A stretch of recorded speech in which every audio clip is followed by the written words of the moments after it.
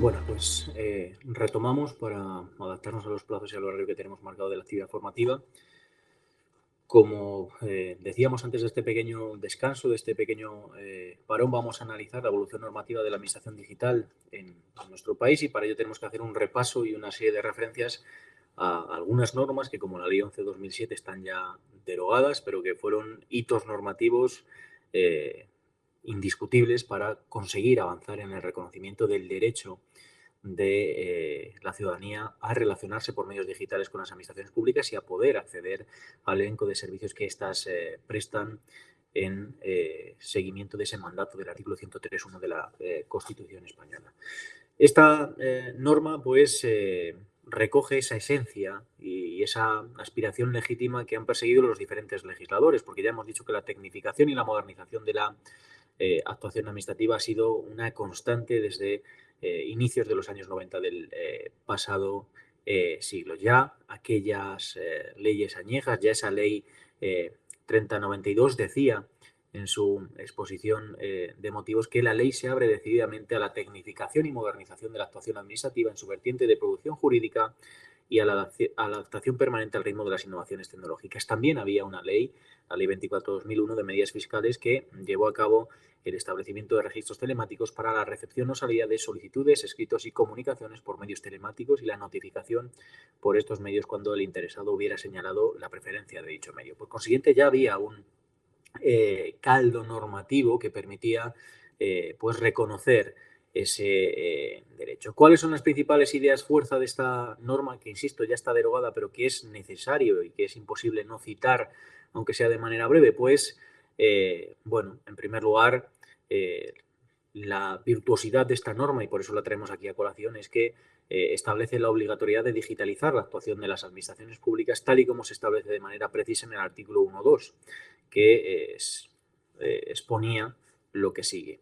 Las administraciones públicas utilizarán las tecnologías de la información de acuerdo con lo dispuesto en la presente ley, asegurando su disponibilidad, acceso, la integridad, la autenticidad, la confidencialidad, la conservación de los datos, informaciones y servicios que gestionen en el ejercicio de sus competencias. Eso sigue siendo impepinable, eso sigue siendo obligatorio. ¿Se cumplirán todos esos principios? La disponibilidad, el acceso, la integridad, la autenticidad, la confidencialidad y la conservación de los datos. ¿Cuál es uno de los grandes riesgos que entraña la transformación digital de las administraciones públicas y que padecemos y a los que estamos expuestos todos y todas? ¿Qué ha pasado estas Navidades con la agencia tributaria?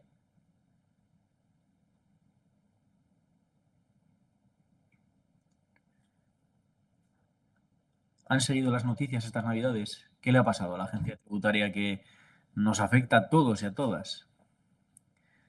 Y dice que un hackeo. ¿Es la única administración pública que ha sufrido un ciberataque serio?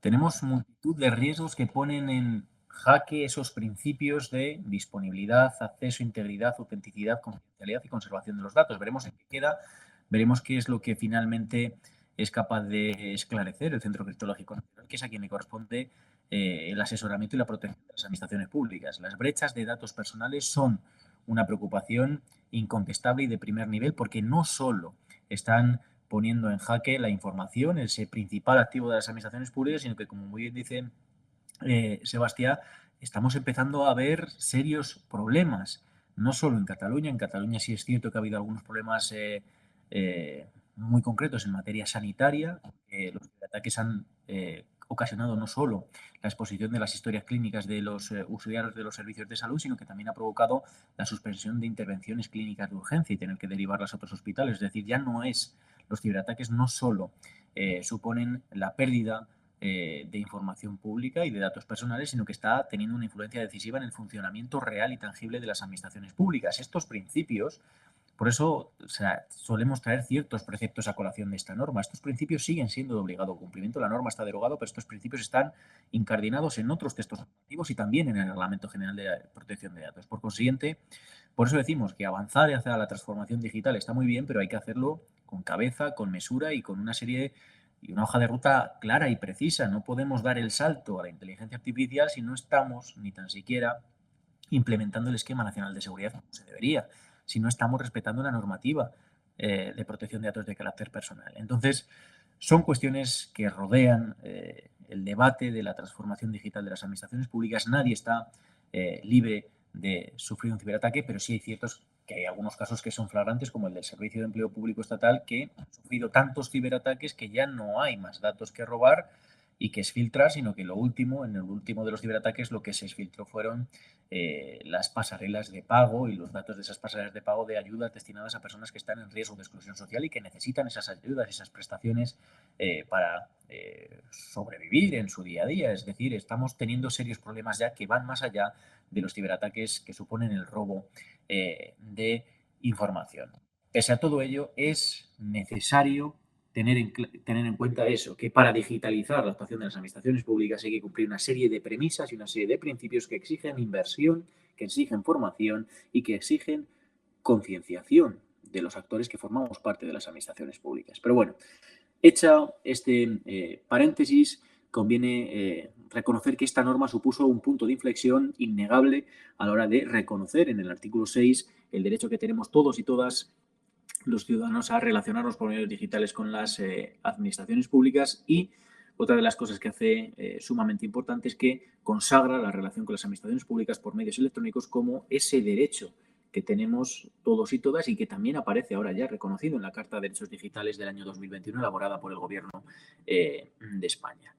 Pero esa norma es el punto de partida, no se detiene ahí la apuesta del legislador español por la transformación digital de las administraciones públicas, y el componente digital, la dimensión digital, está muy presente también en la Ley 39/2015 de 1 de octubre del Procedimiento Administrativo Común de las Administraciones Públicas, porque aunque sí es cierto que buena parte del contenido es muy similar a los preceptos y al sentir que estaba contenido en la Ley 30/92, pues se incorporan algunas cuestiones sumamente significativas en el campo de la transformación digital. Entre estas aportaciones destaca pues ese cierto carácter rupturista que tiene la norma a la hora de aspirar a desterrar el papel y instaurar el funcionamiento íntegramente electrónico, lo cual sigue siendo una quimera en muchos sitios. También destaca la norma por señalar que la tramitación electrónica debe constituir la actuación habitual de las administraciones públicas, y uno de los pasajes más conflictivos es el artículo 14 de esa Ley 39/2015, que reconoce el derecho de las personas físicas para elegir en todo momento si se comunican con las administraciones públicas para el ejercicio de sus derechos y obligaciones, salvo que estén obligadas a relacionarse a través de medios electrónicos con las administraciones públicas. Nosotros aquí somos muy críticos con la redacción de ese artículo 14 de la Ley 39/2015, porque supone un paso atrás. La Ley 11/2007 reconoce el derecho que todos y todas tenemos a relacionarnos por medios digitales con las administraciones públicas, pero lo que no se nos dice es que el artículo 14 2 establece una serie de sujetos que están obligados a tramitación electrónica, como las personas jurídicas y las entidades sin personalidad jurídica, también quienes ejerzan una actividad profesional que exija colegiación, también quienes representen a un obligado a tramitación digital y, por supuesto, los empleados y empleadas públicas en su relación laboral con la administración pública. Pero el pasaje más conflictivo es el que se esconde en el artículo 14.3, porque establece lo que tienen sombreado en rojo en la pantalla, y es que reglamentariamente las administraciones públicas podrán establecer la obligación de relacionarse con ellas a través de medios electrónicos para determinados procedimientos y para ciertos colectivos de personas físicas que, por razón de su capacidad económica, técnica, dedicación profesional u otros motivos, quede acreditado que tienen acceso a disponibilidad de los medios electrónicos necesarios.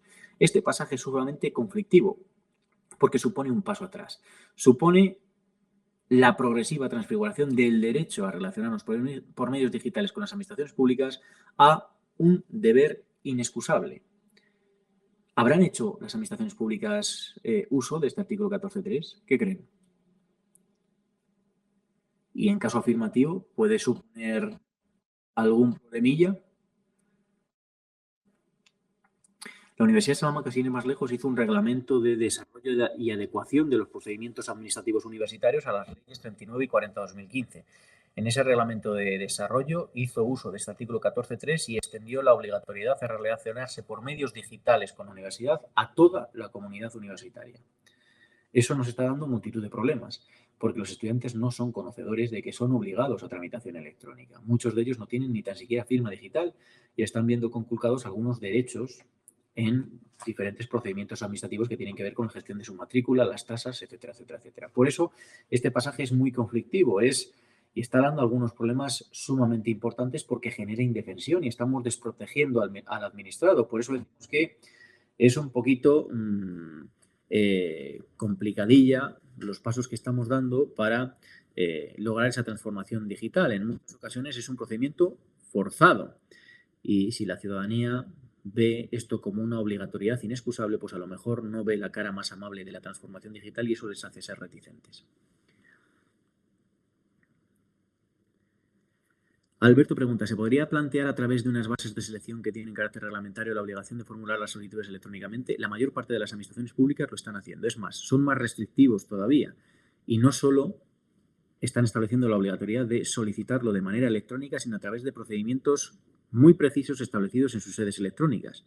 Es más, algunas instituciones y administraciones públicas, entre las que están las universidades, están prohibiendo incluso la validez o excluyendo a candidatos en los procesos de selección de profesorado cuando esa persona presenta por algún fallo informático, no puede presentar el procedimiento a través de el que está tasado en la sede electrónica y acude a otro registro, se le excluye del procedimiento de selección. Eso es una vulneración flagrante de los derechos de los administrados y desde nuestro punto de vista como administrativistas es una suerte de barbaridad. Y sobre todo lo que dice José Manuel, estamos muy preocupados por los estudiantes extranjeros que se quedan fuera o por profesores extranjeros que quieren venir a competir por una plaza. Es decir, esto está generando un problema muy serio. Yo creo que no es acertado extender esa obligatoriedad a la tramitación electrónica y mucho menos si no se ha hecho el análisis de capacidad económica, técnica, dedicación profesional u otros motivos que justifiquen que esas personas están en disposición de los medios electrónicos y de las competencias digitales necesarias para poder dar el salto a la administración digital. Entonces, este es uno de los pasajes conflictivos, pero no es el único. También esa Ley 39 de 2015 hace referencia a otras cuestiones que tienen que ver con la dimensión tecnológica, como por ejemplo el artículo 36.1, que declara que el soporte electrónico es el medio normal para dictar los actos administrativos que no requieran en modo alguno llegar a ser impresos y, de hecho, pueden desplegar toda su efectividad manteniendo siempre y exclusivamente un inicial formato electrónico. Esto también es conflictivo porque muchas administraciones públicas están llevando procedimientos simultáneos en papel y de manera digital. Y en otras administraciones públicas lo que se hace directamente es imprimir documentos que tienen una firma digital. Lo que hace es, pues, quebrar la validez de la firma digital. Entonces, pues son cuestiones un tanto conflictivas de la práctica diaria de la administración digital, de la administración electrónica. El artículo 16 también establece que cada administración tendrá un único registro que será electrónico y las oficinas presenciales serán meramente auxiliares. También se establece en esa Ley 32/2015 que las notificaciones se practicarán preferentemente por medios electrónicos y también los pagos. Es decir, hay una serie de preceptos que permiten ver que hay una apuesta decidida por parte del legislador para normalizar la administración electrónica y convertirla en la normal forma de actuación administrativa. Por su parte, la Ley 40/2015, de 1 de octubre del régimen jurídico del sector público, no se queda atrás y hace lo propio, porque básicamente recoge la esencia de esa Ley 11/2007 de acceso electrónico a los servicios públicos por parte de la ciudadanía y lo que hace es elevar la categoría y elevar las obligaciones. ¿Cómo lo hace? Pues en primer lugar estableciendo como principio general de actuación que las administraciones públicas se relacionarán entre sí y con sus órganos, organismos públicos, entidades vinculadas o dependientes a través de medios electrónicos. Y ello nos crea algunos problemillas de interoperabilidad que siguen pues dando coletazos en el día a día de nuestras administraciones públicas. Pero no se detiene ahí en su apuesta por la transformación digital.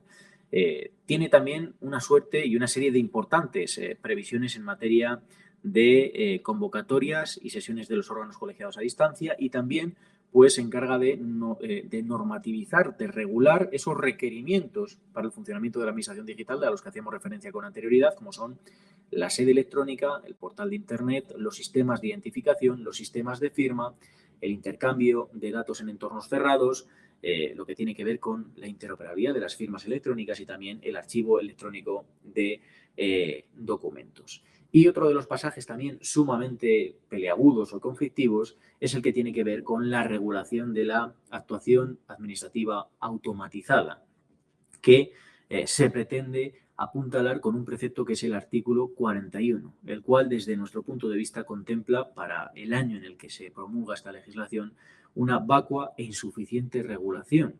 Es decir, lo único que se establece es que cualquier acto o actuación realizada íntegramente a través de medios electrónicos por una administración pública en el marco de un procedimiento administrativo en la que no haya intervenido de forma directa a un empleado público se considerará actuación administrativa automatizada. Y eso puede dar lugar a algunos problemillas. Es cierto que luego tenemos un reglamento de desarrollo del funcionamiento digital de las administraciones públicas, pero la regulación contenida en la Ley 40-2015 es sumamente escasa y puede dar lugar a problemas interpretativos. No obstante, como muy bien dice David, luego el Real Decreto 203-2021, por el que se aprueba el Reglamento de Actuación y Funcionamiento del Sector Público por medios electrónicos, viene a complementar esa pequeña regulación contenida en la Ley 40-2015 que veremos con más antelación de manera inmediata.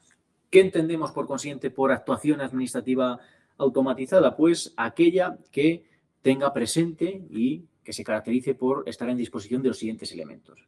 El primero de los elementos es que tiene que ser un acto o actuación realizada por medios electrónicos de manera íntegra.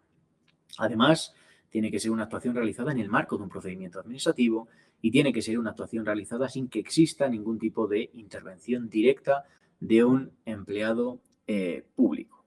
Con carácter previo a la realización de una actuación administrativa automatizada, y esto es sumamente importante, es necesario que la Administración Pública determine el órgano u órganos competentes para definir las especificaciones de dicha actuación administrativa automatizada. Y en particular tienen que quedar claros los siguientes extremos: las especificaciones de la actuación administrativa automatizada, la programación de la actuación administrativa automatizada, el mantenimiento de la actuación administrativa automatizada, la supervisión de la actuación administrativa automatizada, el control de calidad de la actuación administrativa automatizada y la auditoría del sistema de información y su código fuente.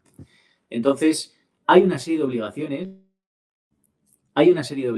que es necesario tener en cuenta, que es necesario vislumbrar antes de ponernos a hacer ciertas invenciones tecnológicas en el seno de las administraciones públicas, porque puede dar lugar a importantes problemas. Por consiguiente, vamos a darnos cuenta de que hay que tener una forma lógica de enfrentarse a la incorporación de elemento tecnológico en las administraciones públicas.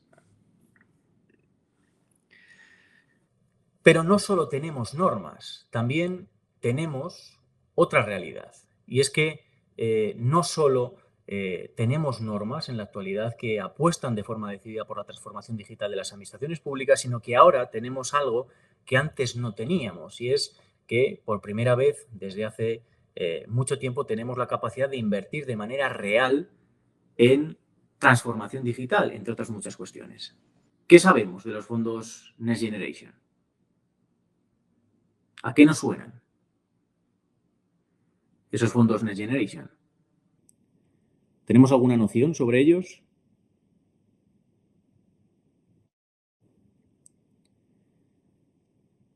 ¿Conocemos alguna inversión que se esté desarrollando en materia de transformación digital gracias a esos fondos Next Generation?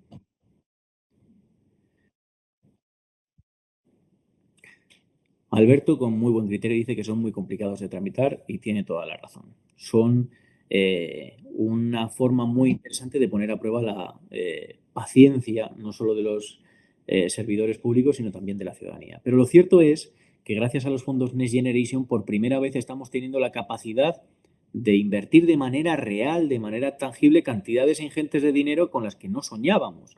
Y uno de los ámbitos en los que estamos invirtiendo sobremanera es en el ámbito de la transformación digital. Pero bueno, los fondos Next Generation forman parte de algo más amplio, que es el mecanismo de recuperación y resiliencia, que fue la fórmula que idearon las instituciones europeas no sin complicaciones, sino sin profundas peleas y controversias dentro de los diferentes bloques que conforman el proyecto de integración europea para intentar salir de la crisis sociosanitaria de la COVID-19. Es la gran política pública, es el gran proyecto de inversión. Algunos lo definen como una suerte de plan Marshall, pero lo cierto es que contempla una cantidad ingente de inversiones. Va a movilizar entre 2021 y 2027 más de 1,8 billones de euros, lo que es una cifra astronómica porque, para que se hagan una idea, la gran política pública,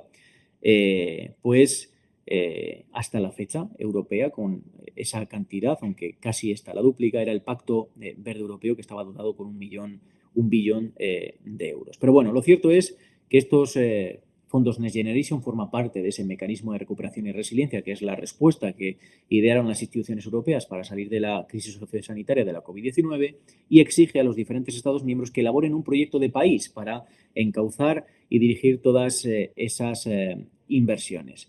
Entonces, están teniendo algún que otro problemilla, como comenta José Manuel, que sobre eso podemos debatir luego, sobre cómo se están gestionando los fondos Next Generation, si están llegando a su destino, si están sirviendo para realizar las transformaciones que se esperaban, pero nosotros nos vamos a ceñir aquí en este momento, aunque ese debate es muy interesante y luego lo podemos tener, a contar cómo funciona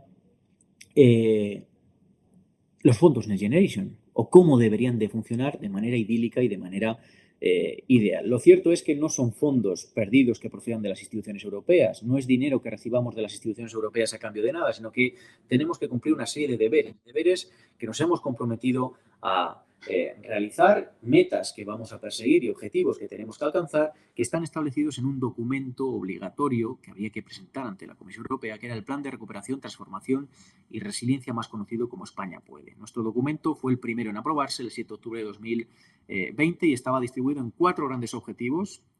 Uno de ellos, la transformación digital, al que se suma la transición ecológica, la cohesión social y territorial y también la igualdad de género. Esto nos va a permitir gestionar más de 150.000 millones de euros entre 2021 y 2025, porque ya se ha aprobado una adenda para recibir más fondos. ¿En qué vamos a invertir los fondos Next Generation? Pues en realizar 212 inversiones y reformas divididas en 10 grandes políticas palanca o tractora, que son las que aparecen ahora mismo en la pantalla, y 2 tienen que ver de manera precisa y directa con nuestro objeto de estudio, que es la transformación digital. Nos estamos refiriendo a el eje cuarto y al quinto, una administración para el siglo XXI, y el quinto, modernización y digitalización del ecosistema de nuestras empresas. También se habla de despoblación, de ecosistemas resilientes, de transición energética, de pacto por la ciencia y el Sistema Nacional de Salud, de educación y conocimiento, de la Silver Economy o la nueva economía de los cuidados, del impulso de la industria de la cultura y el deporte, y también del sistema fiscal para establecer un crecimiento inclusivo y sostenible. Ese documento es el paraguas sobre el que se van a desarrollar todas las inversiones, todas las reformas normativas, institucionales y económicas que nos hemos comprometido a desarrollar. Pero la Unión Europea nos va a permitir un esfuerzo, nos va a pedir un esfuerzo adicional, y lo que nos va a exigir es que hagamos planes sectoriales. Y en el caso de la transformación digital tenemos la Agenda España Digital 2026, que en un primer momento empezó llamándose Agenda España Digital 2025, pero nosotros mismos nos hemos dado cuenta de que no íbamos a ser capaces de alcanzar las metas y objetivos que nos habíamos puesto en un primer momento. ¿Qué es la Agenda España Digital 2026? Pues es el documento programático que se encarga de encauzar las inversiones que va a desarrollar España en los próximos años en materia de transformación digital. Se divide en 7 planes de inversión y reformas, entre los que están los de conectividad, 5G, la Estrategia Nacional de Inteligencia Artificial, el Plan de Competencias Digitales, el Plan de Digitalización de las Administraciones Públicas, el Plan de Digitalización de las Pymes y el Plan España Hub Audiovisual de Europa. Es decir, contempla 50 medidas en 10 ejes, que son los que van a aparecer en la pantalla a continuación. Y en esos ejes hay mucho que tiene, o hay muchas cuestiones, muchas premisas, muchos objetivos que tienen que ver con la transformación digital de las administraciones públicas. Aquí es donde aparecía ese objetivo de disponer de más de 20.000 nuevos especialistas en ciberseguridad, inteligencia artificial y protección de datos, y hay un eje específico que habla de la transformación digital de las administraciones públicas. Por eso hemos analizado. En la pantalla tienen, esta presentación estará a su disposición, tienen un enlace donde en tiempo real podrán ver en qué estamos invirtiendo el dinero y donde podrán entender lo que comentan algunos compañeros como Gabriel o José Manuel, las dificultades para lograr la aplicación real de esos fondos. Estamos invirtiendo fondos en el programa Kit Digital, que seguro que les suena, en el programa único banda ancha, en el programa único demanda rural, en los programas RITECH, inteligencia artificial y RITECH Cyber, en integración de la inteligencia artificial en las cadenas de valor industriales, en la digitalización de las entidades locales y también en las tecnologías de lenguaje, que es otra de las cosas que ha salido a colación aquí a lo largo de esta mañana. Es decir, ¿hay inversiones? Sí. ¿Están permeando en el territorio? Pues más lento de lo que nos gustaría. ¿Se están haciendo de manera lógica? Pues aquí cada uno tiene una opinión y quien ha sufrido la compleja y excesiva burocracia sabe que es tremendamente extenuante enfrentarse a cualquier procedimiento de este tipo. Entonces, bueno, es una oportunidad, por supuesto, pero es una oportunidad que tiene un coste.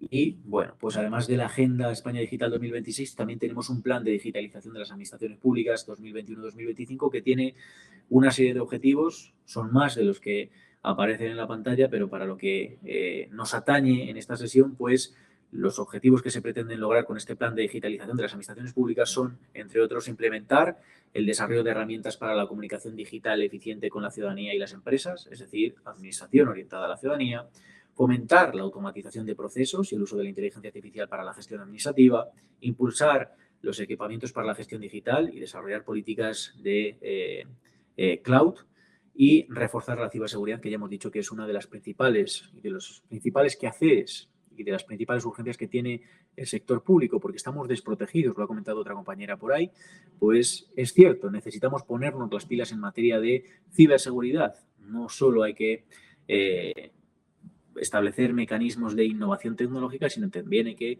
establecer las debidas cauciones y medidas para garantizar que esa relación digital se realiza de la manera más adecuada y correcta posible. También en este plan de digitalización de las administraciones públicas no solo hay objetivos, sino que hay referencias expresas a las comunidades autónomas y también a las entidades locales, porque hay una medida específica, que es la medida 17, de transformación digital de las comunidades autónomas y entidades locales, que aboga por establecer medidas de apoyo a esos dos niveles territoriales para garantizar ayudas financieras que permitan desarrollar proyectos vinculados a la transformación digital, es decir, a la automatización de procesos, a la prestación de servicios públicos digitales, a potenciar el gobierno abierto, a implementar el teletrabajo o apostar por la incorporación de la innovación en el seno de las administraciones públicas. Es decir, estos documentos, tanto el Plan de Recuperación, Transformación y Resiliencia como la Agenda España Digital 2026, como el propio Plan de Digitalización de las Administraciones Públicas, contemplan la inteligencia artificial como una herramienta más de las que utiliza la Administración Pública, que tiene que estar vinculada al cumplimiento de fines para lograr la satisfacción de los intereses generales y pues conseguir las mayores cotas de eficacia y eficiencia administrativa, que es lo que se persigue. También hay un último documento, y con este acabamos esas políticas públicas de inversión en materia de transformación digital, que es la Estrategia de Inteligencia Artificial, publicada el pasado año. Pues este documento tiene también algunas premisas importantes para el sector público, porque se contemplan una serie de compromisos y una serie de medidas. Este documento parte de la idea de que la digitalización y la inteligencia artificial suponen una oportunidad para conseguir acercar las administraciones públicas a la ciudadanía y superar las diferentes brechas que existen para el acceso a los servicios públicos de calidad. Y además, la inteligencia artificial puede proporcionar a los empleados públicos pues mejores herramientas de acompañamiento en la prestación de esos servicios públicos de calidad. ¿En quién va a recaer la responsabilidad para efectuar todas estas transformaciones y todas estas inversiones? Pues en la Secretaría General de Administración Digital, y para conocimiento general se les facilitará el documento para que lo tengan, pero en esa Estrategia de Inteligencia Artificial 2024 se hace una equiparación entre la importancia que tiene el buen funcionamiento de las administraciones públicas y el desarrollo socioeconómico de los estados, algo que no sorprende a nadie, y que España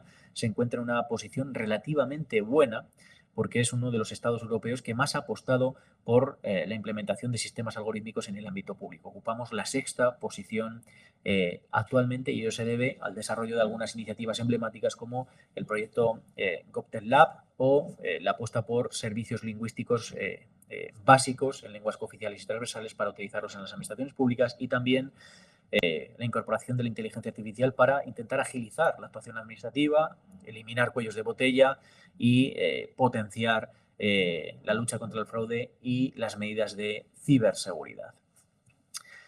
Pero bueno, esas son las normas y también esas son las inversiones y la actividad programática de las administraciones públicas en materia de transformación digital.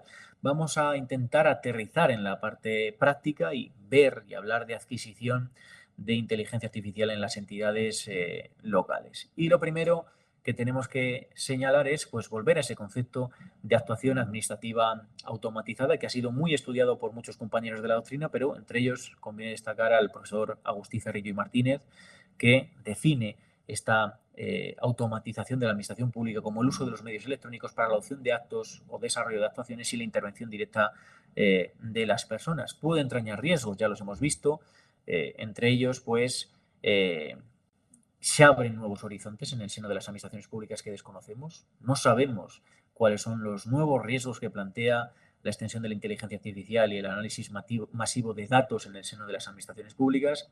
Y otro de los peligros o de los riesgos o de los desafíos es que pues las administraciones públicas vienen realizando determinadas actuaciones de manera automatizada, sobre todo de carácter técnico, material o de escasa complejidad, pero cuando la complejidad de esas tareas se incrementa, pues los sistemas algorítmicos suelen fallar y solemos tener algún que otro problemilla. Entonces vamos a hablar de todo esto de manera muy rápida porque tengo que contar muchas cosas en muy poco tiempo, pero vamos a intentar empezar a aterrizar en cosas un poquito más concretas. ¿Dónde se está aplicando la actuación administrativa automatizada en el sector público? Pues si hacemos una lectura de la Ley 39 de 2015, observamos que hay una serie de pasajes que de manera explícita identifican la existencia de una serie de actuaciones administrativas automatizadas. La primera de estas manifestaciones o el primero de estos escenarios es la expedición automática del recibo de registro electrónico. Se regula en el artículo 16.3 y tiene que ver pues, con esos resguardos que recibimos los ciudadanos cuando nos dirigimos a las administraciones públicas a través del uso de los medios digitales. También, otro de los escenarios que encontramos de aplicación de la actuación administrativa automatizada en el sector público es la comprobación automática de datos contenidos en las solicitudes administrativas.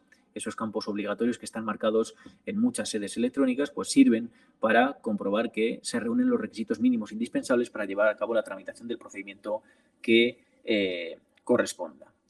Pero hay más escenarios que de manera explícita se contemplan en el articulado de la Ley 39/2015, como por ejemplo lo que atañe a la digitalización automática de documentos. Y en este sentido el artículo 27.1 es claro al señalar que la Administración General del Estado, las comunidades autónomas y las entidades locales podrán realizar copias auténticas mediante funcionario habilitado o mediante actuación administrativa automatizada. También se deja en manos de la actuación automatizada lo que tiene que ver con el impulso automático del procedimiento para lograr esa celeridad administrativa. Y también se hace una referencia, se incluye una referencia a la actuación administrativa automatizada cuando se habla de la publicación de notificaciones y anuncios en el Boletín Oficial del Estado. Esa referencia está escondida en la disposición adicional tercera. No obstante, la Ley 39/2015 no es la única que hace referencia a la actuación administrativa automática. De manera muy breve, porque esto está en la normativa y no tiene mucha enjundia detenernos en el análisis de estos preceptos, lo que se hacía en este pasaje es que se analizaban aquellas referencias explícitas contenidas en las leyes 39 y 40/2015 relativas a la actuación administrativa automatizada. Y hacíamos una serie de alusiones a cuestiones tan relevantes como la expedición automática de los recibos de registro electrónico, la comprobación automática de datos contenidos en las solicitudes administrativas, lo que tiene que ver con la digitalización automática de documentos, el impulso automático del procedimiento para lograr esa ansiada y anhelada celeridad administrativa y también lo que tiene que ver con la publicación de notificaciones y anuncios en el Boletín Oficial del Estado. No obstante, hay más referencias, como por ejemplo las relativas a la foliación automática de expedientes, a la migración automática de documentos electrónicos y la remisión automática de comunicaciones electrónicas al ciudadano. Pero lo que más nos preocupa, y aquí sí que nos vamos a detener un poquito más, porque esto sí que es más debatible y esto sí que es más subjetivo, es que esta actuación administrativa automatizada, este impulso de la inteligencia artificial, tiene un impacto directo en algunos de los principios que guían la actuación de las administraciones públicas y esto es sumamente importante. ¿Puede afectar la inteligencia artificial a la seguridad jurídica? ¿Cómo puede afectar a la seguridad jurídica la inteligencia artificial? ¿Puede aumentar la desconfianza ciudadana? Por ejemplo, acerca de las resoluciones eh, administrativas que sean emitidas. Se podría bajar de todos los jueces sus resoluciones y ver cuál es más proclive hacia una resolución y otra, que lo están haciendo ahora para presentar todos los recursos a un juez o a otro. Sí, porque la inteligencia artificial ya se utiliza en los bufetes de abogados, como bien dice el compañero, para saber por dónde hay que entrarle al juez, qué argumentos tengo que darle más peso o darle mayor contenido para inclinar la decisión y el fallo del juez hacia un lugar u otro. Entonces, sí que afecta a la seguridad jurídica porque la seguridad jurídica lleva implícito el principio de confianza legítima. José Manuel, cuando quieras. Sí, un ejemplo también son las multas de tráfico. Los recursos no se analizan, se contesta automáticamente siempre lo mismo. Además, no se hace primero la emisión electrónica y lo resuelve una empresa. No hay ninguna seguridad jurídica y si lo recurres en el contencioso tienes muchas posibilidades de ganar, como he dicho algunas veces. José Manuel tiene mucha razón porque una de las cosas que falla es la motivación de esas resoluciones administrativas que son estandarizadas.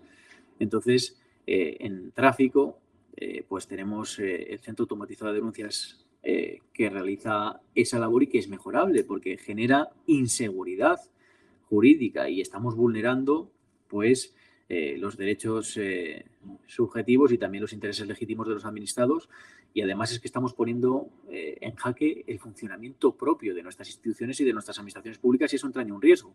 Entonces, por eso decimos que el funcionamiento de la inteligencia artificial, la implementación de los sistemas algorítmicos puede perjudicar la seguridad jurídica porque esta seguridad jurídica lleva implícito ese principio de confianza legítima que, como muy bien dice nuestro Tribunal Constitucional, es esa expectativa razonablemente fundada del ciudadano en cuál ha de ser la actuación del poder en aplicación del derecho. Entonces, pues estamos teniendo algunos problemas con la seguridad jurídica, no obstante hay una serie de propuestas o de medidas que se pueden adoptar para minimizar la afectación de los sistemas algorítmicos a la seguridad jurídica, como por ejemplo es la aprobación formal de las especificaciones de los algoritmos, algo que no está muy extendido en nuestras administraciones públicas y algo que tampoco está extendido es apostar por la difusión del funcionamiento de los sistemas algorítmicos o de los conjuntos de datos con los que alimentamos esas soluciones de inteligencia artificial. José Manuel, cuando quieras.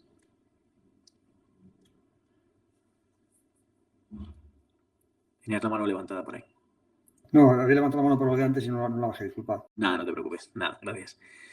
Pues eso, afectamos, la implementación de la inteligencia artificial tiene una afectación muy clara en la seguridad jurídica. Hay dos formas que ayudarían a minimizar esa afectación a la seguridad jurídica, como son la aprobación formal de las especificaciones de los algoritmos, algo a lo que se niegan nuestras administraciones públicas, y también la difusión del funcionamiento de los sistemas algorítmicos y de los conjuntos de datos que hemos utilizado para alimentar esas soluciones de inteligencia artificial.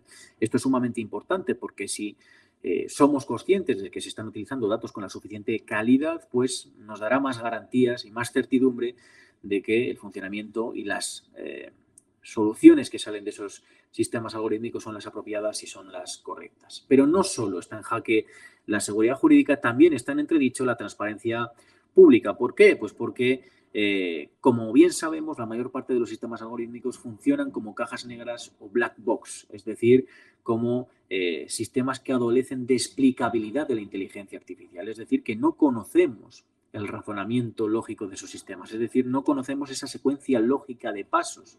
Entonces, uno de los motivos que generan incertidumbre y que generan desconfianza en la ciudadanía es que estos sistemas algorítmicos suelen funcionar como cajas negras o black box, es decir, no hay un conocimiento concreto de cómo funcionan y también tenemos, al igual que pasaba en el caso de la seguridad jurídica, pues una serie de mecanismos o de iniciativas, instrumentos que podemos adoptar o estrategias para minimizar estas dudas que planean sobre la transparencia pública cuando se emplean algoritmos. La primera de las medidas es apostar por la difusión proactiva de información sobre los algoritmos en cumplimiento de las previsiones contenidas en la Ley 19/2013.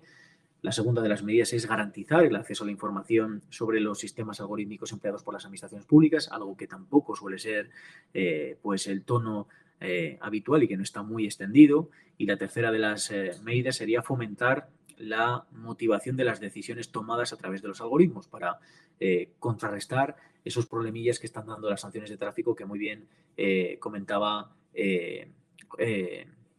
José Manuel. Entonces, necesitamos tener certidumbre y para ello necesitamos apostar por la transparencia y más cuando esos sistemas algorítmicos están financiados con fondos públicos. Es decir, hay que apostar por la difusión proactiva de la información, difusión, necesitamos garantizar el derecho de acceso a la información y necesitamos garantizar la motivación de las decisiones tomadas a través de los sistemas algorítmicos. Pero no solo hablamos de problemas en materia de seguridad jurídica y no solo hablamos de problemas en materia de transparencia, también hay muchos problemas en materia de protección de datos de carácter personal. Y esto es sumamente importante porque aquí hablamos de derechos y libertades fundamentales. Y una de las cuestiones que ya ha salido aquí a lo largo de esta mañana es que los sistemas algorítmicos no escapan de la aplicación del Reglamento General de Protección de Datos porque mayoritariamente todos estos sistemas utilizan datos personales, cantidades ingentes de datos personales que pueden tener una afectación decisiva en nuestra esfera vital. Por eso, conviene tener presente que hasta que no entre completamente en vigor el reglamento 2024-1689, ese reglamento de inteligencia artificial, la normativa de protección de datos sigue siendo el único instrumento jurídico eficaz de defender la dignidad de la persona y plantarle cara a esa pluralidad de riesgos, interrogantes, incógnitas que envuelven el exponencial avance de la inteligencia artificial. Esta norma es sumamente flexible, está pensada para combatir la rápida obsolescencia normativa y parte de una premisa que resume muy bien el profesor José Luis Piñar Mañas, que es la que tenéis en la pantalla. El Reglamento General de Protección de Datos exige pasar de la gestión de los datos al uso responsable de la información. Es decir, hay que tratar los datos de una manera diferente, hay que ser muy respetuosos y cuidadosos en el manejo de la información personal porque, insisto, estamos manejando derechos y libertades fundamentales y no solo estamos manejando privacidad o intimidad, estamos manejando salud, estamos manejando dignidad, estamos manejando los aspectos más esenciales de una persona. Entonces, a nadie se le escapa que es la aplicación del Reglamento General de Protección de Datos y que hay una serie de condiciones sine qua non que tienen que respetarse sí o sí de manera incontestable. Y no escapan las soluciones de inteligencia artificial al reglamento, por consiguiente, no me voy a detener mucho aquí porque mañana intervendrá una compañera y les explicará esto con mucho más lujo de detalle, pero es necesario respetar los principios de tratamiento de datos personales que están contenidos en el artículo 5 del Reglamento General de Protección de Datos, especialmente los que tienen que ver con la licitud, la finalidad, la exactitud y la minimización de los datos. Es necesario respetar los derechos subjetivos en materia de protección de datos de los interesados, es decir, desde el derecho de acceso a el derecho a no ser objeto de decisiones automatizadas que tengan efectos individuales perjudiciales en nuestra vida, que es ese derecho que está contemplado en el artículo 22 y que tiene una triple manifestación. Ese régimen jurídico de las decisiones automatizadas es uno de los mayores avances del Reglamento General de Protección de Datos porque nos da el derecho como ciudadanos y ciudadanas a obtener intervención humana por parte del responsable del tratamiento de datos, nos da el derecho a expresar nuestro particular punto de vista como usuarios y nos da el derecho a impugnar la decisión que haya salido y que haya sido el resultado de esas soluciones de inteligencia artificial.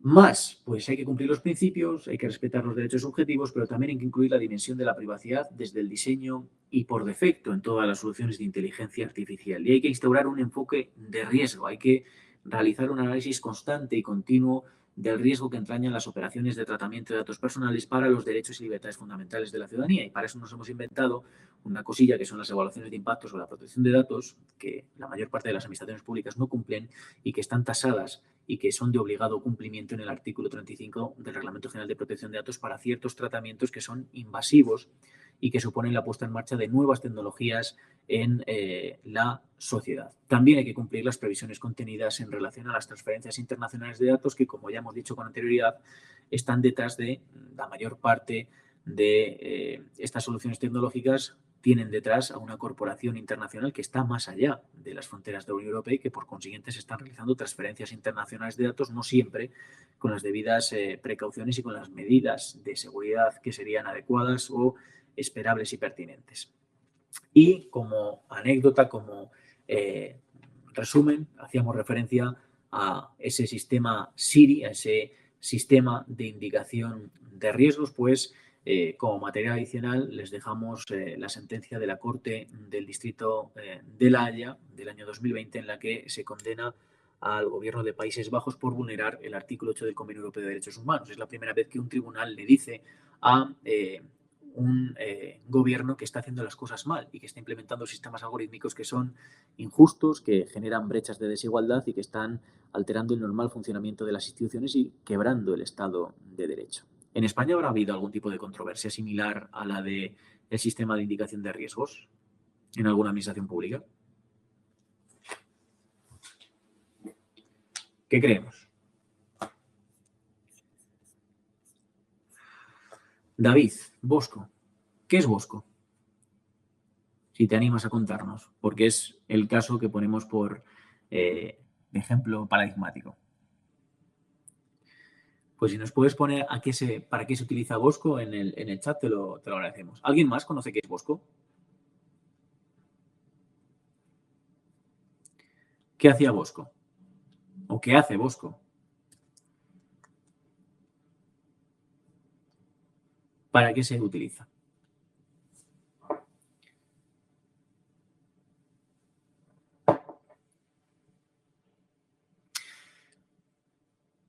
Se utiliza para la adjudicación de ayudas y hay una controversia y hay un litigio jurídico detrás, porque hay organizaciones que defienden que sesga y que es injusto a la hora de conceder ayudas destinadas a personas que se encuentran en situación de exclusión social. Entonces, Bosco ha sido impugnado ante los tribunales, pero los tribunales no han tenido a bien en primera instancia solicitar el acceso al código fuente de ese sistema algorítmico, por consiguiente no le han dado la razón a Cibio, pero creo que Cibio va a seguir su batalla jurídica porque están convencidos de que el funcionamiento es irregular y que no representa ni de lejos la satisfacción de los intereses generales. Veremos qué es lo que decide el Tribunal Supremo porque va a ser un caso de estudio muy importante, pero Bosco no es el único. ¿Nos suena Riscambi?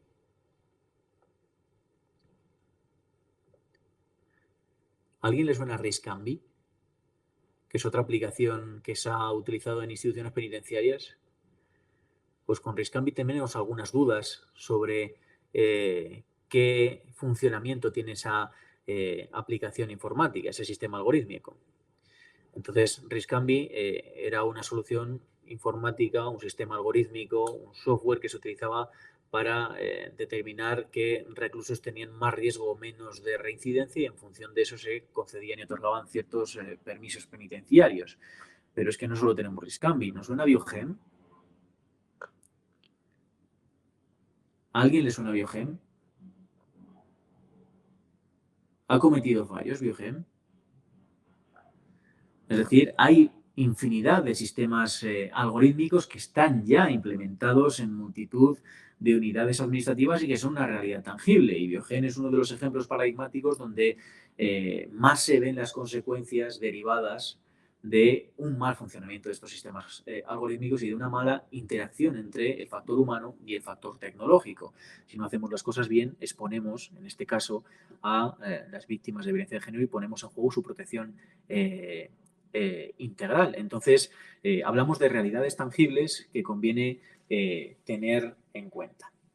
Pero no solo tenemos problemas en seguridad jurídica, en transparencia y en protección de datos, también tenemos algunos problemillas con la racionalización y la agilidad de los procedimientos administrativos, ya que el uso de la inteligencia artificial puede tener un impacto negativo cuando la administración pública tiene atribuida una potestad discrecional que exige llevar a cabo una valoración o una ponderación de distintos derechos, bienes o intereses. Aquí tenemos una controversia doctrinal, porque algunos autores como Valero Torrijos dicen que las soluciones de inteligencia artificial, las soluciones de automatización, solamente se pueden emplear para actuaciones regladas, en las que no hay margen de discrecionalidad. Sin embargo, Isaac Martín Delgado dice que no debe descartarse el uso de sistemas de información en el ejercicio de potestades discrecionales en las que la discrecionalidad sea de baja intensidad. Y también, y con esto acabamos esta parte, hay una afectación para la igualdad en sus múltiples manifestaciones y en sus múltiples escenarios, porque ya hemos hablado de los sesgos, entrañan un problema grandísimo para el funcionamiento de las administraciones públicas, porque lejos de conseguir administraciones más justas y más igualitarias, en muchas ocasiones, si el sistema algorítmico no está correctamente diseñado, programado, si no utilizamos los datos de calidad que son pertinentes y necesarios, podemos contribuir a amplificar las desigualdades que ya están presentes en el ámbito físico, y eso es un problema de enormes dimensiones. Como material adicional tendrán unas recomendaciones del Consejo de Europa elaboradas en el año 2020, donde se establecen una serie de premisas que se tienen que respetar en el procedimiento de diseño de sistemas algorítmicos.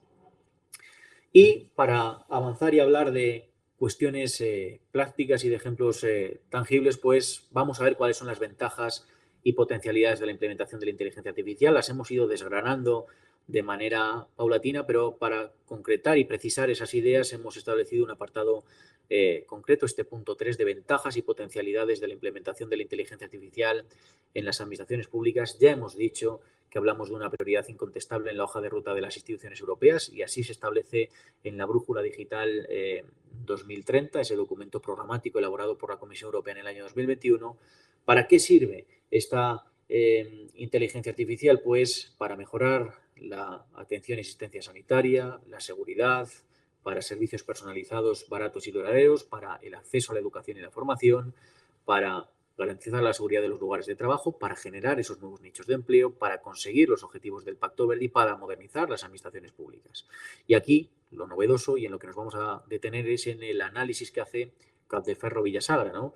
Que dice que este necesario avance tecnológico para la mejora del servicio público puede entrar en tensión con cuestiones que ya hemos visto, como es la seguridad jurídica, los derechos fundamentales como son la igualdad, la intimidad o la protección de datos personales, y con otros principios u obligaciones propios de la actuación administrativa, como son la motivación, como hemos visto en el caso de tráfico, la transparencia o la eficacia del derecho de defensa o recurso. ¿Este derecho de defensa o recurso se verá alterado en el caso de los sistemas algorítmicos? ¿Puede afectar negativamente la implementación de actuaciones administrativas automatizadas basadas en sistemas algorítmicos a la posición jurídica del administrado?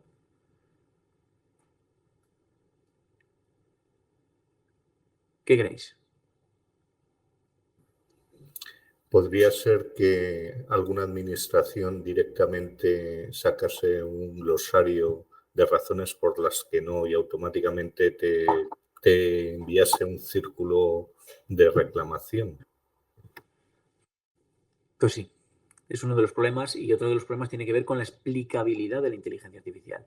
En muchas ocasiones no sabemos ni tan siquiera cuáles han sido los datos que se han empleado para tomar la decisión, ni cuál ha sido la secuencia lógica de pasos que ha llevado a ese resultado. Por consiguiente, si no hay explicabilidad de la inteligencia artificial, si no hay supervisión humana, se nos complica mucho la asistencia como administrados y se pone en juego ese derecho de defensa o recurso al que hace referencia el profesor Capdeferro Villasagra. Pero, José Luis, si no es explicable, no se puede utilizar, ¿no? Según la ley europea.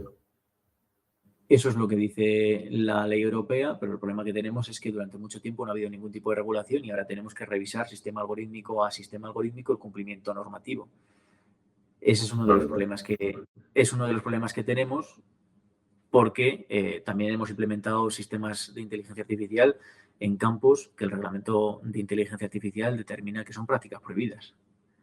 Y no hemos adoptado las medidas pertinentes y precisas. Entonces ahora tenemos que hacer un análisis a la inversa, porque la realidad tecnológica ha ido tan por delante de la regulación que pues ya tenemos en determinados sectores determinadas prácticas y determinados usos de la tecnología que son cuanto menos conflictivos o entrañan serias dudas. Y esto, yo por ejemplo me dedico entre mis pasatiempos, además de martirizarles a ustedes con estas cuestiones, esto mismo, inteligencia artificial y protección de datos, es una asignatura del máster en seguridad y función policial que se imparte en la Escuela Nacional de Policía, que ahora es centro adscrito de la Universidad de Salamanca.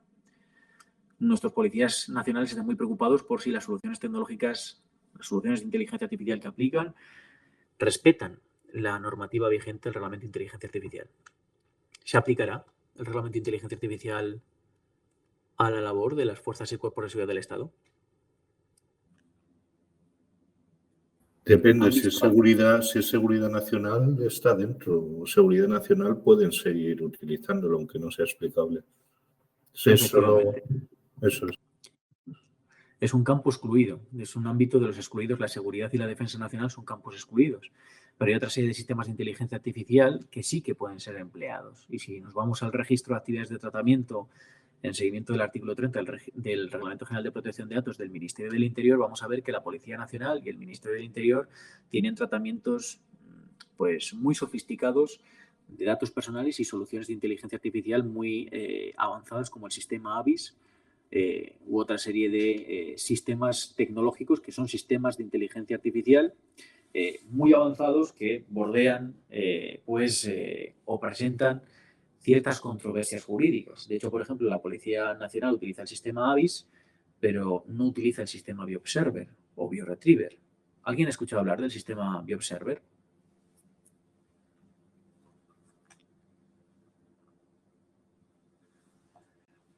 Nadie ha escuchado hablar de BioObserver. Ha sido muy conflictivo en la prensa.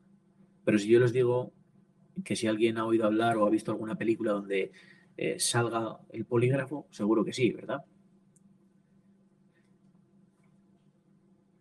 Pues BioObserver es una suerte de polígrafo. Lo que hace es analizar datos biométricos como expresiones faciales o ciertas respuestas fisiológicas y se utiliza como elemento de ayuda a la toma de decisiones de las fuerzas y cuerpos de seguridad del Estado para determinar si una persona está mintiendo o no en determinados interrogatorios y determinadas pruebas policiales. Entonces, esa herramienta, por ejemplo, el Ministerio del Interior la retiró, BioObserver, pero sin embargo ABI se utiliza y ha pasado el corte de la Agencia Española de Protección de Datos, se realizó la preceptiva evaluación de impacto sobre la protección de datos del artículo 35 y no hay ningún tipo de problema. La clave es que hay que respetar la normativa. Nos hemos dado un marco jurídico que hay que respetar y, sobre todo, en el caso de las administraciones públicas, deberían ser las abanderadas del cumplimiento normativo. Veremos qué pasa en materia de inteligencia artificial. Yo tengo claro que en el campo de la protección de datos de carácter personal, las administraciones públicas somos las primeras incumplidoras y estamos lejos de ser las abanderadas en materia de defensa de los derechos de la privacidad de la ciudadanía. Pero veremos a ver qué pasa en el campo de la inteligencia artificial y veremos también dónde quedan la responsabilidad de las administraciones públicas y de los servidores de las administraciones públicas. Perdona, ¿el sistema ABIS qué es lo que hace? El sistema ABIS es el sistema ABIS es una evolución del sistema SAID de las huellas dactilares. Lo que pasa es que el sistema ABIS, en vez de huellas dactilares, pues utiliza datos biométricos, faciales, reseñas de delincuentes y sospechosos para identificar a un posible autor de un delito. Entonces, eso es lo que hace el sistema ABIS y además está autorizado por la Agencia Española de Protección de Datos. Y hay algunos más sofisticados con drones y con cosas muy chulas que están haciendo ahora en la Escuela Nacional de Policía que demuestran que estamos en un salto cualitativo, pero ahí está el límite entre privacidad, libertad, seguridad, esa difícil dicotomía y ese difícil equilibrio. Vamos a hablar ahora en este punto, no sé si ven la diapositiva. Bueno, tenemos a Mario que nos ha pasado una serie de enlaces. Mario, si quieres comentar algo.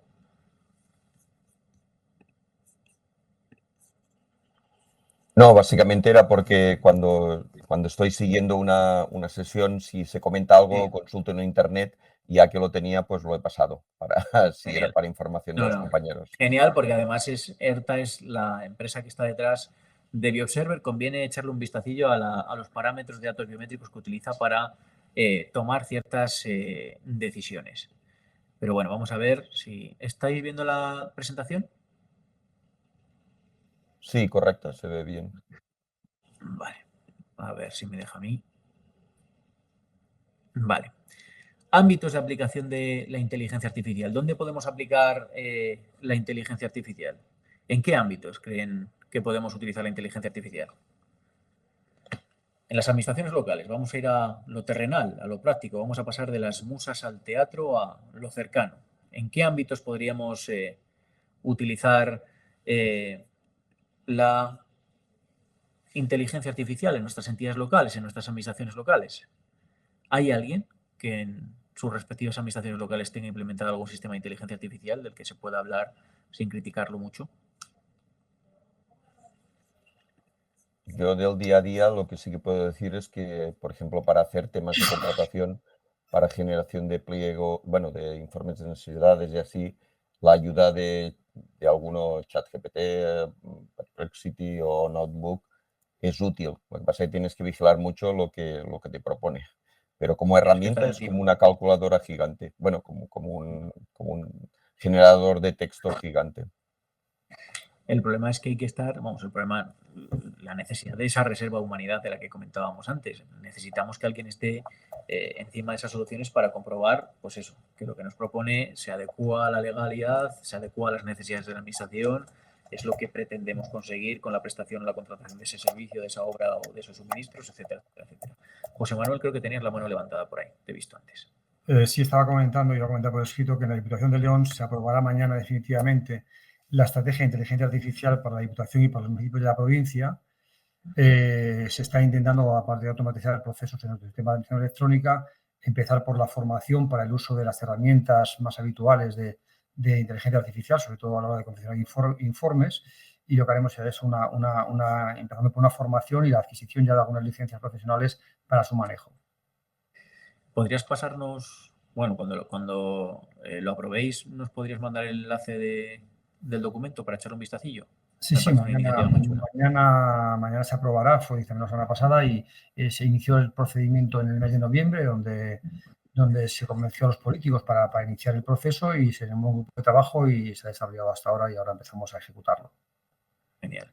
Pues enhorabuena por el trabajazo porque es un gran paso para avanzar y sobre todo que hayáis puesto el enfoque no solo en la compra de licencias, que es lo que se suele hacer generalmente, sino empezar por la capacitación y la alfabetización digital de nuestros servidores públicos, que es la clave y la piedra angular de todo esto. No, además, la iniciativa ha partido de los informáticos y los técnicos del Servicio de Asistencia de Municipios con el objetivo de empezar a formar especialmente a las entidades locales de la provincia, a los secretarios interventores y a la gente de los ayuntamientos. Siempre vais un pasito por delante, eso se agradece, se agradece. Enhorabuena por el trabajo. Bueno, de manera muy rápida, porque estamos en la parte final de la asignatura, ¿dónde se está, bueno, Mario, la mano que tenías levantada y seguimos? Sí, solo comentar que, si acaso también adjuntaré por el chat, el trabajo en Diputación de Gerona. Han hecho un trabajo importante en temas de compra pública, sobre todo de manual de prompting y de buenas costumbres. Lo adjunto, no sé si hay versión en castellano, pero bueno, en todo caso es fácil de hacer la traducción. Sí, de acuerdo. Perfecto. Si nos lo puedes mandar, te lo agradecemos. Mil gracias. Sobre todo se tratan estas iniciativas formativas, no se tratan tanto de que personas que nos aburrimos mucho y nos dedicamos a leer y a escribir sobre estas cosas os martiricemos, sino sobre todo para prácticas comparadas y sobre todo para buenas iniciativas y buenas prácticas, que está muy bien tomar nota para avanzar, porque al final estamos todos unidos y estamos todos implicados en esto de la transformación digital de las administraciones públicas y nos va el futuro a todos en que funcionen de la manera más correcta posible. De manera muy rápida, y con esto entramos en la parte final y luego haremos un turno de preguntas, ¿dónde se están aplicando mayoritariamente la mayor parte de los sistemas algorítmicos en las entidades locales? Pues hay dos grandes ámbitos y esto hay que tenerlo claro. Podemos aplicar la inteligencia artificial en un primer escenario, que es el escenario más amable, es el que ve la ciudadanía, es el que le facilita la vida y es en lo que le llamamos front office, es decir, aplicar la inteligencia artificial sobre la ciudadanía para, como beneficiaria final de la mayoría de sus aplicaciones, hacerla partícipe de nuevos servicios y de servicios mucho más personalizados, mucho más amables en materia de transporte, en materia de recogida de residuos, en abastecimiento de agua, en seguridad. Entonces, el primer escenario donde podemos aplicar la inteligencia artificial es de cara a la ciudadanía, front office. Pero también hay otra serie de escenarios que no se ven, que también son sumamente importantes, como los escenarios back office, es decir, aplicar los sistemas algorítmicos sobre el funcionamiento interno de la organización. Esto no solo permite agilizar la toma de decisiones, sino que permite organizar mejor el trabajo y lograr esa celeridad administrativa, esa eficacia y esa eficiencia. Entonces, lo primero que hay que tener claro cuando estamos en una administración pública y cuando tenemos que tomar una decisión acerca de esa transformación digital es decidir y determinar dónde vamos a concentrar nuestros esfuerzos, si de cara a la ciudadanía, front office, o detrás del backstage, donde no ve la ciudadanía, pero es igualmente importante para garantizar el normal y el correcto funcionamiento de las administraciones públicas y agilizar procedimientos, back office. Entonces vamos a ver algunos ejemplos, seguro que tenéis más en vuestra retina, pero bueno, algunos ejemplos que funcionan y que todos conocemos, pues, de aplicación de inteligencia artificial en el primer caso, back office, en el procedimiento administrativo, que como bien sabéis es la base del funcionamiento de las administraciones públicas y constituye, pues, uno de los principales caballos de batalla a la hora de transformar la actuación administrativa. Y con ello, pues, se han tomado distintas medidas, como por ejemplo lo que se conoce como las actuaciones administrativas automatizadas, esas del artículo 41 de la Ley 40/2015, que permiten aplicar algoritmos, acceder a bases de datos o crear documentos para hacer más eficientes las diferentes fases de un procedimiento, llegando al acto administrativo final y firmando el mismo. Ejemplos paradigmáticos: la emisión de volantes y certificados de empadronamiento sin intervención humana. Eso sería un ejemplo paradigmático, muy claro, muy sencillito, de actuación administrativa automatizada que nos ayudaría a agilizar el trámite tanto de manera interna como de manera externa, porque garantizaríamos más cercanía al ciudadano y más celeridad administrativa. Las RPA, que han salido a colación a lo largo de esta mañana con anterioridad, la automatización robótica de procesos. ¿Qué es lo que persigue? Pues automatizar tareas repetitivas basadas en reglas que pretenden imitar las interacciones humanas con los sistemas digitales. ¿Para qué se utiliza la automatización robótica de procesos? Pues para introducir datos en bases de datos, para extraerlos, rellenar hojas de cálculo, leerlas, rellenarlas, establecer comparaciones, etcétera, etcétera, etcétera. Y también estamos utilizando inteligencia artificial en nuestras sedes electrónicas para, sobre todo, mejorar la sensación y, sobre todo, la experiencia de los usuarios, de los administrados, cuando se dirigen a las administraciones públicas a través de las sedes electrónicas. Pues estamos utilizando inteligencia artificial en los registros de entrada para agilizar la tramitación y dirigir de manera directa a los departamentos y unidades administrativas en concreto, pues, los asuntos que hayan sido objeto de preocupación por parte de la ciudadanía. Pero donde más estamos invirtiendo no es back office, sino últimamente lo que más se ve, y la mayor apuesta, la vemos también en la universidad, es en la atención al público, en la creación de chatbots y asistentes virtuales. ¿Alguien ha empleado algún chatbot o asistente virtual para relacionarse con una administración pública? ¿Qué tal la experiencia?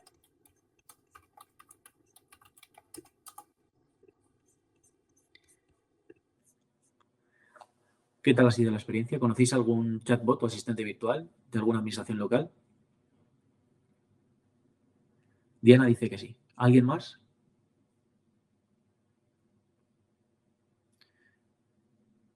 Bueno, pues es la tecnología que más se ha extendido y lo que permite es, pues sobre todo, utilizar asistentes virtuales o chatbots cada vez más sofisticados, más inteligentes, para intentar reducir la carga de trabajo de los operadores telefónicos y de los empleados públicos a la hora de atender a la ciudadanía. Marta dice que en su ayuntamiento tienen uno. ¿Qué tal el grado de satisfacción de la ciudadanía?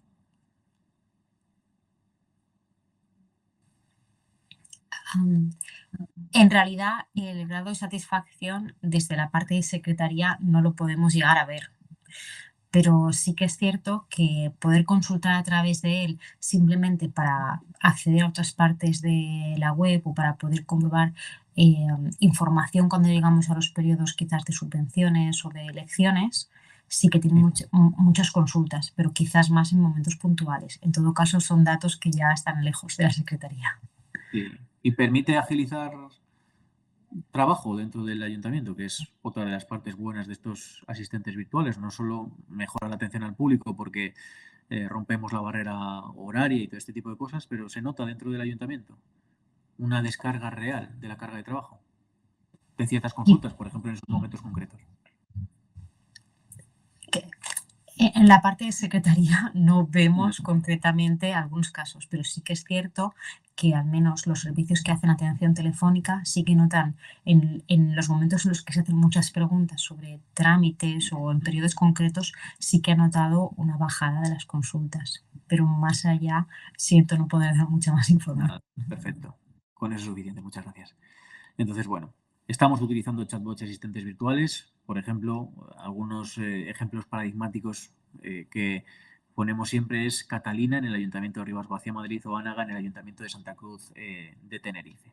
Pero también lo estamos utilizando para la gestión tributaria y financiera. Estamos utilizando inteligencia artificial para la reducción del fraude y el control de facturas, también para obtener perfiles de morosos y para hallar discrepancias en los datos catastrales. Esto es sumamente importante cuando se hacen ciertas obras, sobre todo en el medio rural, a través de el análisis y la comparación de imágenes satelitales y fotografía aérea, pues podemos detectar que se han realizado ciertas obras sin las licencias, autorizaciones y permisos correspondientes, y eso puede dar lugar pues a después sanciones y también a implicaciones en materia tributaria, en materia financiera. Estamos invirtiendo también en materia de ciberseguridad y gestión web. Y lo que estamos intentando es evitar todos esos ciberataques que tanto nos preocupan y que son pues el día a día de la mayor parte de las administraciones públicas, y lo que se pretende es apostar por el desarrollo de soluciones de inteligencia artificial sumamente innovadoras, sumamente novedosas para plantarle cara a esos ciberataques. Y también estamos intentando mejorar los sitios web oficiales de las administraciones públicas para no dejar a nadie atrás, para incorporar e incluir también a las personas con cualquier tipo de necesidad especial. Un ejemplo muy bueno de esto último es el proyecto AL21 del Ayuntamiento de Alicante, que permite la navegación mediante voz, y de esta manera las personas con algún tipo de discapacidad, necesidad especial, no quedan al margen de los servicios municipales.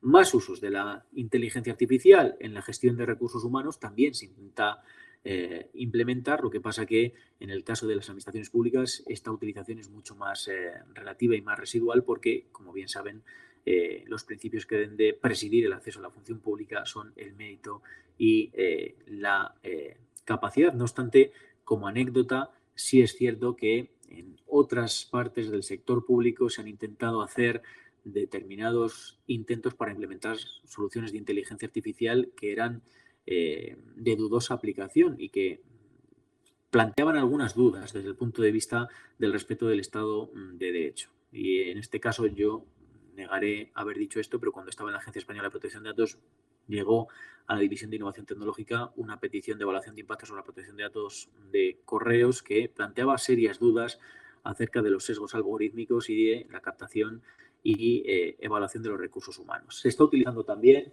en materia de digitalización de archivos municipales. Esto es muy interesante y muy importante para no perder el patrimonio de nuestros ayuntamientos a través de esa tecnología de reconocimiento óptico de caracteres, ese OCR, al que ya hemos hecho alusión con anterioridad, pues permite reconocer la escritura manuscrita y que esos documentos no se pierdan, para proteger ese valor que tienen nuestros ayuntamientos, y sobre todo esos ayuntamientos más pequeñitos donde no hay nadie al frente de el archivo y donde al final el secretario interventor acaba haciendo de todo por vocación. Entonces, se está utilizando para la digitalización de los archivos municipales y, finalmente, con esto terminamos los campos de análisis de la adquisición de soluciones de inteligencia artificial. Se está utilizando para mejorar la actividad prestacional. Esto es lo que más se ve. Aquí es donde más esfuerzos se concentran, y tenemos soluciones de inteligencia artificial destinadas a la gestión inteligente del alumbrado público. La Universidad de Salamanca está desarrollando con la Fuente de San Esteban un proyecto piloto de gestión inteligente del alumbrado público para minimizar la factura de la luz y mejorar la prestación del servicio. Estamos utilizando en la gestión inteligente del agua potable para garantizar el correcto uso de los recursos hídricos. El ejemplo es el Ayuntamiento de Argamasilla de Alba. Estamos utilizándolo para controlar los parques y jardines, no solo el correcto estado de nuestras plantas, de nuestros árboles, sino también para intentar minimizar el destrozo del mobiliario público y el vandalismo, por ejemplo. La Universidad de Málaga está desarrollando un proyecto piloto en la ciudad en este sentido.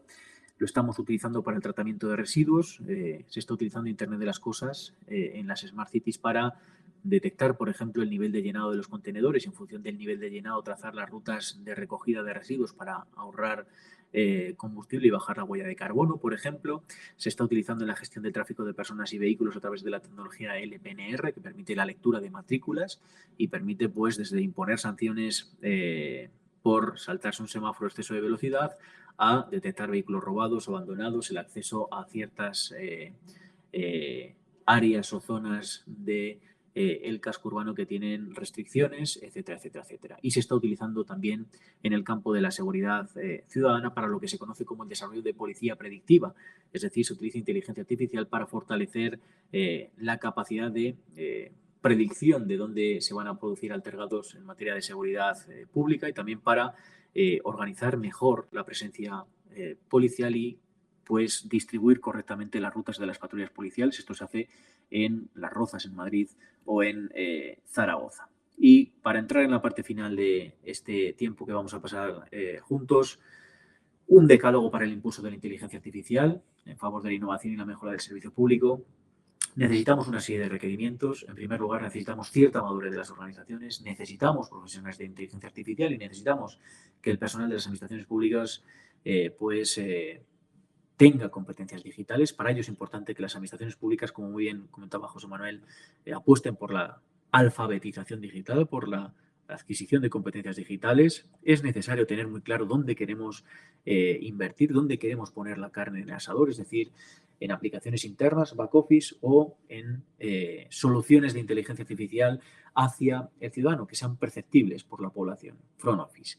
Y necesitamos también disponer de suficiente nivel de digitalización de procesos y tener una política de datos clara, que es algo que no siempre tenemos en las organizaciones. Como decálogo, y esto es un resumen de varias obras académicas de Concepción Campos Acuña, pues 10 ideas básicas para el despliegue de la inteligencia artificial en el sector público. Necesitamos un marco jurídico básico que garantice la seguridad jurídica y sobre todo la protección de los derechos y libertades fundamentales, que nos permita apostar en lo público por la inteligencia artificial para garantizar la defensa de los intereses generales y garantizar la mejora paulatina de la actividad prestacional de las administraciones públicas. Necesitamos un sistema de atribución de responsabilidad por los eventuales daños que pudieran producirse derivados del uso de la inteligencia artificial y establecer diferentes grados de responsabilidad entre diseñadores, proveedores y los propios usuarios. Necesitamos garantizar el respeto a la autonomía organizacional en los procesos de toma de decisiones. Necesitamos apostar por la automatización de todo aquello que sea posible en el seno de las administraciones locales. Necesitamos hacer un análisis de riesgo real de lo que supone y comporta aplicar estas tecnologías de inteligencia artificial. Necesitamos conformar equipos multidisciplinares en materia de inteligencia artificial. Tenemos que tener claro que existe la obligación de medir y evaluar el resultado de la utilización de estas aplicaciones, analizando los resultados. Necesitamos promover la innovación y la creatividad. Necesitamos disponer de una estrategia y una hoja de ruta clara. No podemos hacer actuaciones dispersas que no persiguen ningún tipo de lógica y que lo que buscan es pues en muchas ocasiones, como decía José Manuel, en función de lo que piensen nuestros políticos, damos ciertos bandazos y hay que tener claro que esto es una hoja de ruta que tiene que estar clara y que no podemos dar grandes saltos. Si no tenemos ni tan siquiera garantizada la administración electrónica, no podemos dar saltos a futuro e intentar implementar la administración digital si no tenemos ni el personal formado, ni las inversiones necesarias, si no le hemos dado las facilidades necesarias a la población para que conozca las diferentes herramientas que hemos puesto a su disposición, etcétera, etcétera, etcétera. Y finalmente necesitamos tener un compromiso con la protección de datos de carácter personal. Lo he dicho ya, las administraciones públicas son las principales incumplidoras en materia de protección de datos y esto antes o después va a empezar a pasarnos factura al conjunto de la ciudadanía. Necesitamos instaurar la privacidad desde el diseño y por defecto en todas las operaciones que supongan el tratamiento de datos personales en el seno de las administraciones públicas y necesitamos un principio de gestión de riesgos a la hora de poner en marcha estas soluciones tecnológicas en el seno de las administraciones locales. Finalmente, yo, de formación profesional, no puedo olvidarme del medio rural, que es de donde vengo y es otra de las cuestiones a las que dedico mucho tiempo de estudio. No podemos dejar atrás a los territorios rurales, nos hemos dejado atrás en la transición hacia la administración electrónica y, por desgracia, todo parece evidenciar que va a ser igual en este salto hacia la administración digital. Desde algunos sitios como la Universidad de Salamanca estamos intentando hacer cosas distintas. Tenemos una cátedra de inteligencia artificial fiable y reto demográfico para ayudar y modernizar las entidades locales, esos ayuntamientos pequeñitos que tenemos en la provincia de Salamanca. Tenemos 362 municipios y 5 o 6 solamente tienen más de 5.000 habitantes, entonces tenemos una brecha importante y no podemos dejar atrás a las comunidades rurales con desafíos demográficos. La Junta de Castilla y León está impulsando un proyecto Smart Comunidad Rural Digital. Para su conocimiento, pues tienen la información. Y finalmente, y con esto terminamos, hay agentes que se encargan de protegernos, al igual que existe la Agencia Española de Protección de Datos de Carácter Personal para tutelar el cumplimiento del Reglamento General de Protección de Datos y que supervisa la actuación que hacen las administraciones públicas en materia de protección de datos. También existe una Agencia Española de Supervisión de la Inteligencia Artificial. Su estatuto está aprobado en el año 2023 y va a comenzar a actuar y tendrá que analizar no solo el cumplimiento en materia de el Reglamento de Inteligencia Artificial, sino que tendrá que tener un papel proactivo porque va a tener que ser decisiva en la concienciación, divulgación y promoción de la formación y el uso responsable de la inteligencia artificial, en el establecimiento de mecanismos de asesoramiento y atención a la sociedad, en colaborar con otras autoridades de control, como la Agencia Española de Protección de Datos, en establecer entornos de prueba reales o sandbox que se han referenciado en multitud de espacios y tendrá que supervisar la puesta en marcha de soluciones de inteligencia artificial, es decir, va a tener un papel decisivo en esta transformación digital de las administraciones públicas y va a ser pues un actor con el que haya que caminar de la mano. Conviene bien tenerlo en cuenta, saber de su existencia y bueno, pues con esto es lo que tenía yo preparado. Esta segunda parte hemos ido un poco más rápido porque si no me daba tiempo a analizarlo todo. Ha sido un placer compartir este tiempo de calidad con vosotros y vosotras. Ha sido muy participativo todo lo que permiten la modalidad digital, pero bueno, como siempre digo, estas iniciativas del INAP son extraordinariamente útiles, no solo para propiciar un lugar de encuentro, para debatir de cosas de actualidad, de preocupaciones que permitan la mejora continua de las administraciones públicas, sino que permiten hacer es una red de conocimiento. Y algunos ya nos conocemos por aquí, pero bueno, la Universidad de Salamanca y el área de Derecho Administrativo de la Universidad de Salamanca es como el teléfono de la esperanza. Siempre estamos ahí para lo que necesitéis. Nos gusta, lo hacemos por vocación y será un placer atenderos y ayudaros o debatir y compartir ideas y también desenfadarnos en algunas ocasiones. Ha sido un placer. Si hay alguna duda, estoy a vuestra disposición. Carlos, cuando quieras. Sí, bueno, era principalmente en este último apartado de las entidades locales, las más pequeñitas, como es mi caso.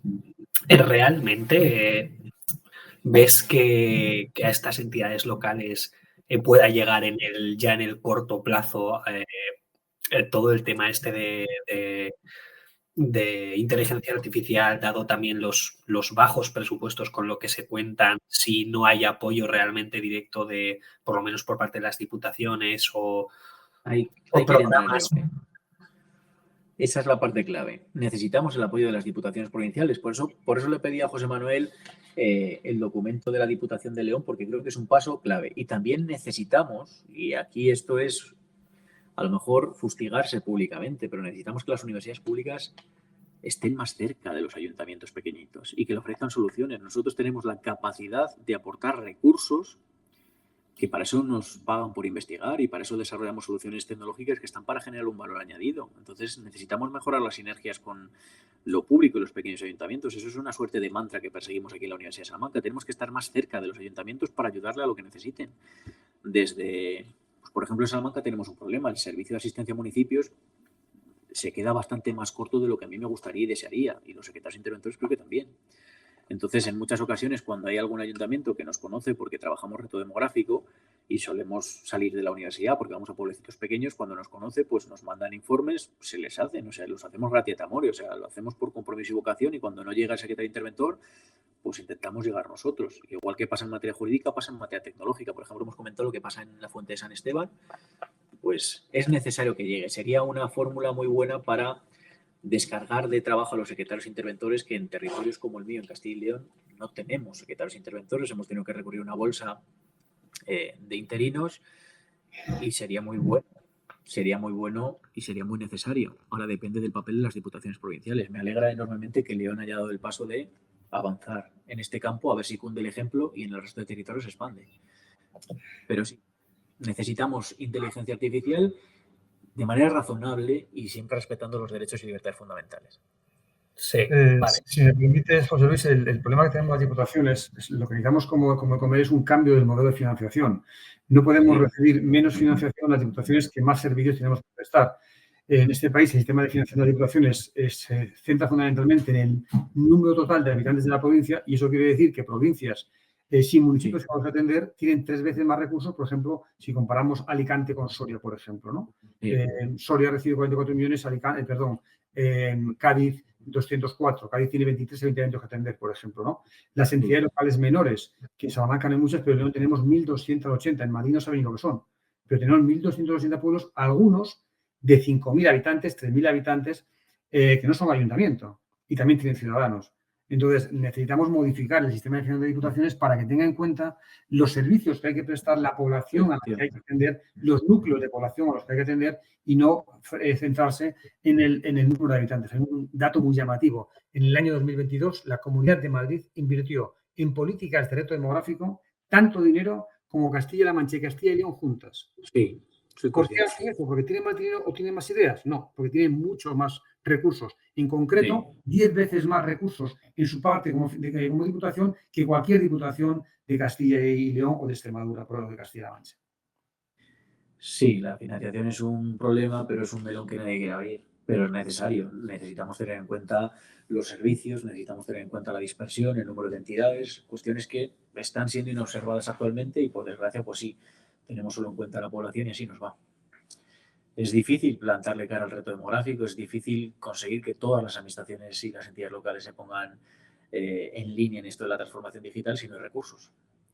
Y ya lo hemos dicho, podemos debatir un poquito sobre cómo se está gestionando los fondos Next Generation, es mejorable y además creo que los cambios normativos que hicimos en materia de contratación y otra serie de cambios normativos para agilizar procedimentalmente la ejecución de estos fondos han resultado ser cuanto menos dudosa, desde mi punto de vista son de dudosa utilidad, porque es imposible gestionar estos fondos. Si me pasa a nosotros en la universidad.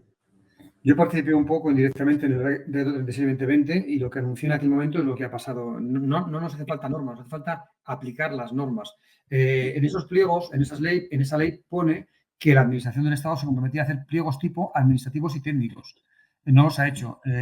Nosotros desde Cosital se los hicimos unos pliegos de administrativos tipo que lo recomienda la FEN, que están colocados en el Colegio de Secretarios y que son unos pliegos tipos absolutamente testados y avalados por la Unión Europea con 2 premios en 2019 y 2020. El Estado no los quiso aplicar.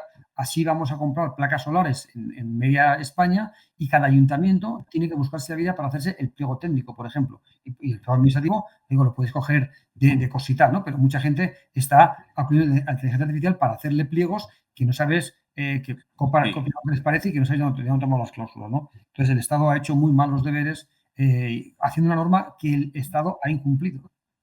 Sí.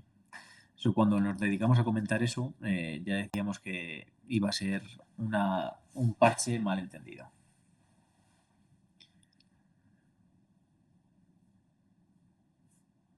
Más cuestiones.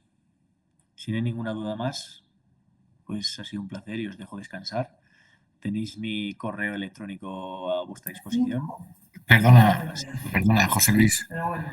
Hola, es que vamos a ver, desde Diputación de Ciudad Real tenemos un sistema, ¿vale?, de punto de inclusión digital, es decir, donde lo que se ha creado es que cada municipio puede tener al menos 3 ordenadores, ¿vale?, con una impresora y depende del ayuntamiento, de la entidad, tiene un punto de inclusión o varios. Es decir, por ejemplo, el ayuntamiento más grande han conseguido, pues han hecho pues 4 o 5 dependiendo de las zonas, lo que sea, ¿vale? Y además se han incluido lo que son los monitores de inclusión digital, que lo que sirven es para ayudar a todas las personas a quitar esa brecha digital, pues ayudarle a hacer cualquier procedimiento, sacarse su clave permanente, su clave firma. Cuando tienen que hacer alguna presentación de algún documento, van allí y se lo hace todo, ¿vale?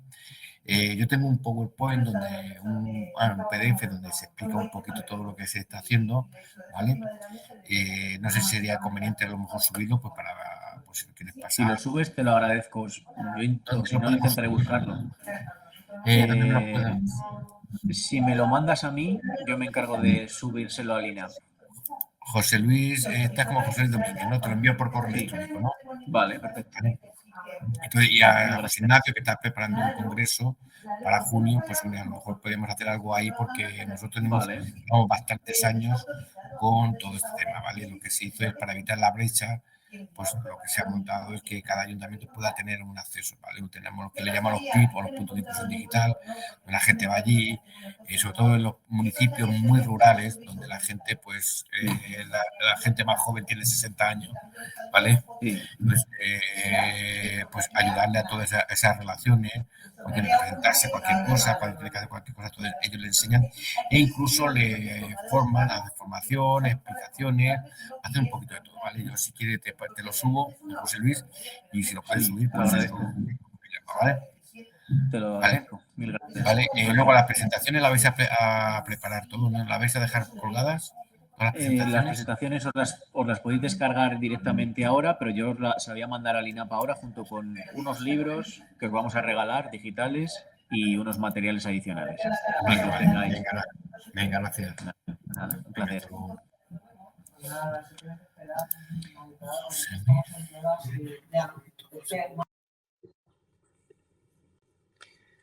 Bueno, pues por mi parte nada más. Alejandro, no sé si estás por ahí para decirnos cómo tenemos que proceder.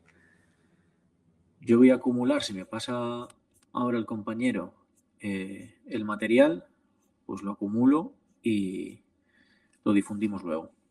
Ha sido un placer. Pasad buen día.